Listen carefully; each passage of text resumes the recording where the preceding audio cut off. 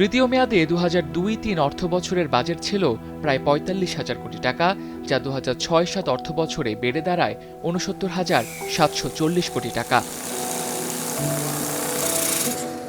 দেশের অর্থনীতির অন্যতম প্রধান ভিত্তি তৈরি পোশাক খাতের অগ্রযাত্রা হয়েছিল খালেদা জিয়ার সময়েই। Back to back LC, bond সুবিধা চালু, কর্পোরেট কর কমানো, নগদ প্রণোদনা দেয়া, ইপিজেড তৈরি সহ বিভিন্ন নীতিগত সহায়তায় এগিয়ে যায় দেশের তৈরি পোশাক খাত।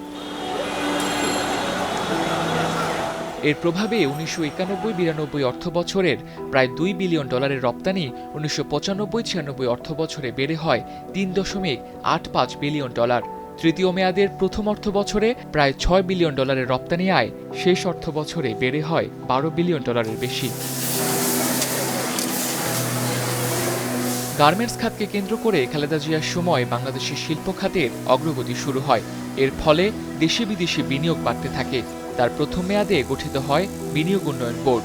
তবে এই মেয়াদের বিদেশি বিনিয়োগের তথ্য পাওয়া না গেলেও তৃতীয় মেয়াদের ৫ অর্থ বছরে মোট বিদেশি বিনিয়োগ এসেছিল $২.৬ বিলিয়ন বেশি।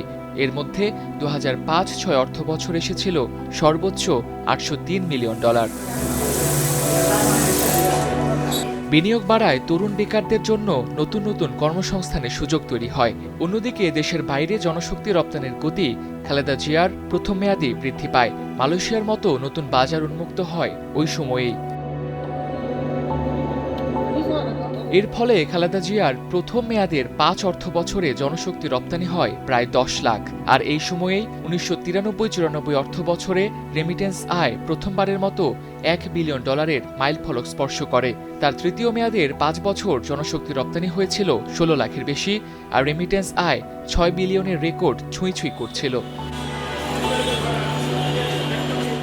আপসী নেত্রীর হাত ধরে অর্থনীতির যে অগ্রযাত্রা, তার উপর ভিত্তি করেই বাংলাদেশ মধ্যমায়ের দেশে পরিণত হয়। এখন স্বল্পোন্নত দেশের তালিকা থেকে উন্নয়নশীল দেশের কাতারে উন্নীত হওয়ার পথে। তবে বিগত ১৫ বছরের সরকার দেশকে ঋণ নির্ভর, কর্মসংস্থানবিহীন প্রবৃদ্ধির যে মধ্য আয়ের অর্থনীতির ফাঁদে ফেলে গেছে, সেই পরিস্থিতি থেকে উত্তরণে গণতান্ত্রিক যাত্রা টেকসই করার কথা বলছেন অর্থনীতিবিদরা। Tamsid Ahmed, Star news.